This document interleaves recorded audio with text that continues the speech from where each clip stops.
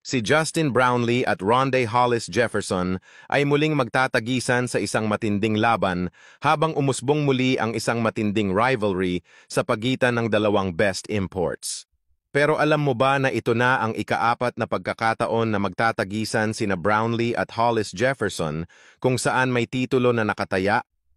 Ilang buwan matapos buhatin ni super import Rondae Hollis Jefferson ang kanilang kauna-unahang Governor's Cup title ng TNT laban sa Ginebra noong Season 47, nagkaharap silang muli nang maglaban ang Gilas Pilipinas at Jordan sa gold medal match noong 19th Asian Games sa Hangzhou, China, kung saan nanalo ang Philippine team sa score na 70-60.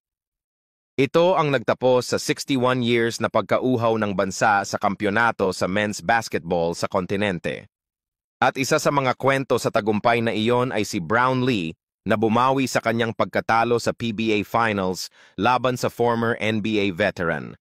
Ang 37 years old na si Justin Noipy at si super import Lefty Mamba ay nagsisilbing naturalized players ng kani-kanilang pambansang team mula pa noong 2023. At sa ikatlong pagsasalpukan, dinepensahan at iniangat muli ni Hollis Jefferson ang tropang Giga nang muling ilampaso ang Ginebra sa ikalawang pagkakataon sa Season 49 Governor's Cup title match at makuha ang ikalawang Best Import Award.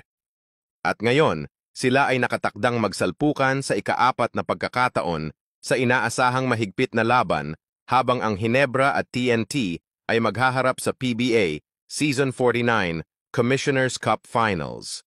Pero sino sa tingin nyo ang makakakuha ng kampyonato? Tropang Giga ka ba o One Ginebra Nation? Comment down below mga idol.